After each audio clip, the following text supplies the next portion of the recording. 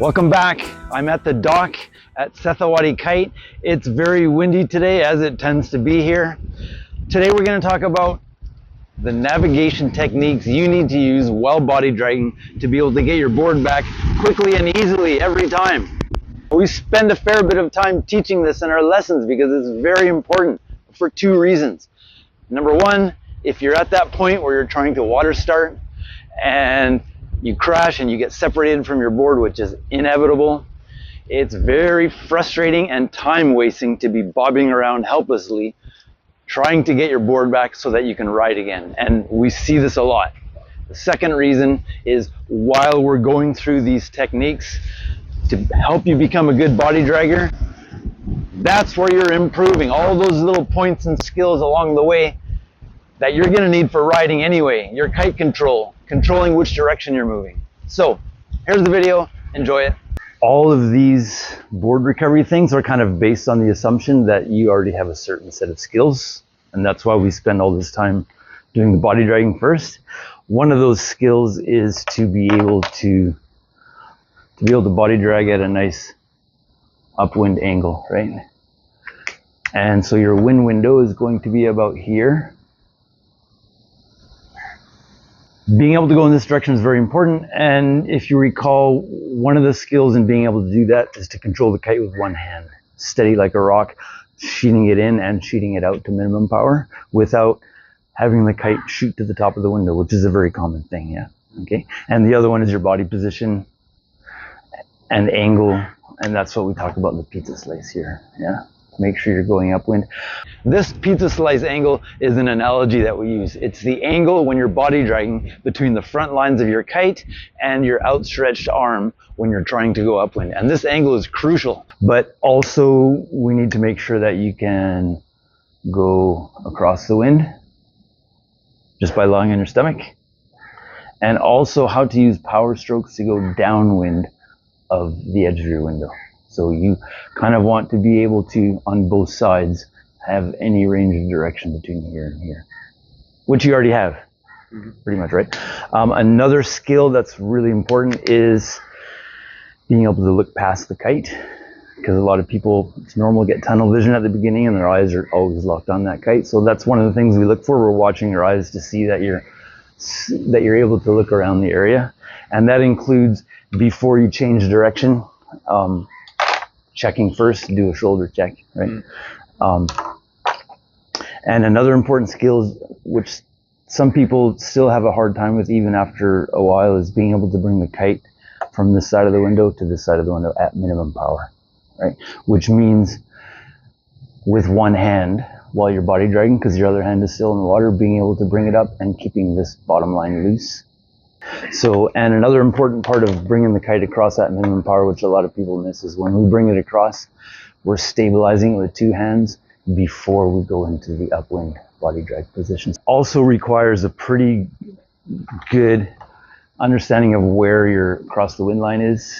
And for example, if you're on this side, knowing if you bring the kite across, about where is the kite going to be here. Right. So a few general things to keep in mind is your board, and this depends on your location, depends on the current, depends on the wind, but your board is also floating downwind with you a lot of the time.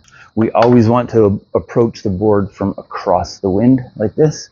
We don't want to have the board floating around here, because then if the kite hits the water, you know, the lines can hit on the straps or the handle or something. And also if the board is floating around in front of you, if it hits your quick release, then the kite's on the water and you're done. If your kite's on the water, when you relaunch it, we don't send it to the top and look around for the board, because that just kind of wastes your time, right? Instead, go right into your upwind body drag. While you're body dragging, scan the area looking for your board. So if you've been riding and you crash and your board's back here somewhere, you don't really need to go a long distance.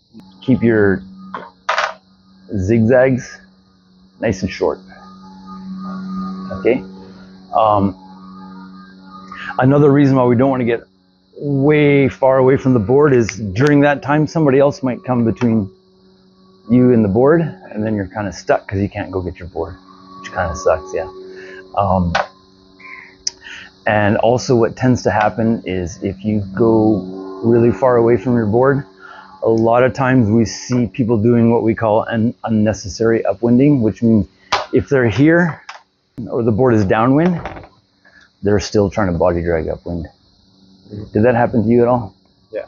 Yeah. So usually that's a result of looking at the kite too much and not being comfortable enough to scan the area, right? So if for some reason you ended up way upwind of your board and your board is here, so we might not really want to do this too much because that can pull you onto the board. And then you also end up with the board in your drop zone. So it's always better to do some power strokes on one side of the window to go downwind and then approach the board from the other side again. Sometimes for some reason your board is somewhere downwind and you don't know where, right? But if you know it's downwind of you, then you can kind of send a little power stroke across the top and that kind of lifts you up. Because it's hard to see your board when your head is this much above the water, yeah? Especially in a wavy location. If this pizza slice between your body and the kite lines is too big and your body is at 90 degrees to the pull of the kite, you're just going to go downwind in the direction of the kite, right? So that happens a lot. So if you feel that there's a lot of pressure in this hand, that's 100% telling you that you need to close that angle. So you know you're kind of going at the right angle when you're slicing through the water, like a dolphin or a shark. So if you find you're not moving, that's usually the most common reason. And if your upper hand that's slicing through the water like this is too close to the kite lines, almost parallel, then you're going to go downwind too. So your best clue if you're going in the right direction is that the water is moving past you fast. And you felt that, yeah? If your board is way upwind, you might not be able to make it in one tack, and you probably don't want to because then you're way too far away. So a good way to check that angle is maybe count to 5 slowly. 1, 2. So your search pattern, if you don't know where your board is or if it's somewhere up there, while you're scanning this area, just count to 5 slowly. And then going the other way, count to 10 slowly. And then count to 10 slowly. And then count to 10 slowly until you're up at your board. Because that way you don't have this thing where you're kind of going off in the wrong direction. Yeah. But in this range, I can choose. You can choose any point in here, and between, like, if you're trying to go straight towards the kite, you're just lying on your stomach like that, right? And if you're trying to go as high upwind as possible, you're doing this thing with the pizza slice. But all these points in between is just, oh, you're on your stomach a little bit more. Or you're on the stomach a little bit more. And those are the same angles you're going to be using when you're riding with the board itself. Anything else you had difficulty or things you noticed? Or this red line, that's the wind window. Yeah. I think it's hard to imagine it. Yeah. And I think I would put the red line perpendicular to the shore. And a lot of people do that. Yeah. For me, it's like, okay, my movement will be like this, not with this angle. A lot of people make that mistake. They mistake the beach line for the wind line. Exactly. So with this wind direction that we usually have here, upwind might kind of look like this. Right? So a lot of times people think on the way back they're going way downwind. What's the first thing we do before we start to launch? And a big part of knowing your situation is knowing where the across the wind line is. So if you need to, go and stand by your kite or by your bar, put your back to the wind, put your arms out and look down those lines so you know that line. We find that across the wind line with our, and then use your landmarks, look at the windmill over there, or the kite out here. And this may change while you're out there a little bit. So the easiest way to find out where you're across the wind line is just while you're in the water, just put your kite to here. And look past the kite and see what your landmark is on the far side. And when you're going this way, look past the kite and see what your landmark is here. And then you'll see when you put the kite to the top, that'll give you kind of a good idea when it's right at 12 o'clock where that line is. Just keeping in mind that the edge of the window is not exactly the same. Where your kite is not exactly you're across the wind line. Because of aerodynamic inefficiency, it's always going to be back a little bit. And that can depend on how strong the wind is, and it can depend on the kite. But usually it's fairly close to there. Okay, that's it. I hope it's useful. When you're riding, you're going to come across these skills and techniques and awarenesses again and again and again for controlling where you're going. For example, the pizza slice, which was between the front lines of your kite and your outstretched arm, is now the angle between the front lines of your kite and your board.